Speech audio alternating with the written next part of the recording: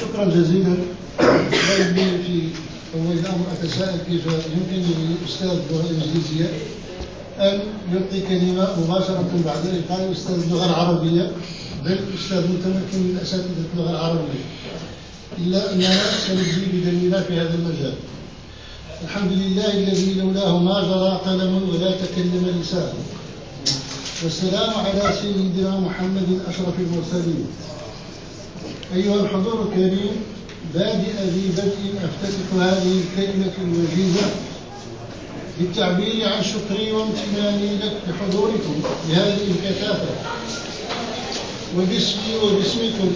أيضا أود أن أوجه خالص شكري وامتناني للجنة الجهوية لحقوق الإنسان بالعلوم والصناعة، وهي اللجنة التي حرصت على لم شملنا في إطار هذا الحفل الثقافي والأدبي، ولم تتردد في توفير كافة الشروط الكفيلة بإنجاحه.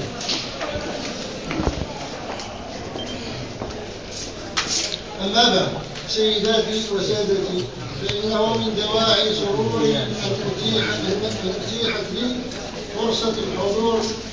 بينكم لنتقاسم جميعا بعض الأفكار والخواطر المتصلة بموضوع هام يشغل بال الكثير منا ولو بدرجات متفاوتة ولأسباب مختلفة. هذا الموضوع الهام هو موضوع الأدب الحساني بشقيه الشعري والموسيقي، أي الغناء والغواني،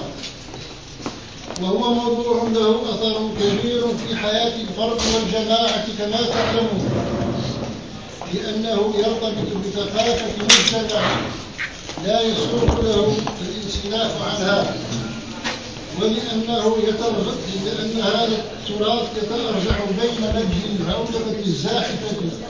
بثقافتها ومثلها وزجر الانطواء والخنوع الثقافيين أمام هذه العولمة الكاسرة. إن المساهمة في معالجة هذا الموضوع والمسائل العالقة به أو المتفرعة عنه تتجلى فيما يمكن للباحث المهتم أن يرصده من حين لآخر من ظواهر لافتة يجمع بصددها مجموعة من المعطيات المقنعة، سواء كانت ثابتة أو متغيرة، ليبني على ضوئها مقاربة تمكنه من دراسة الظواهر ومعالجتها بطرح فرضيات والخروج بنتائج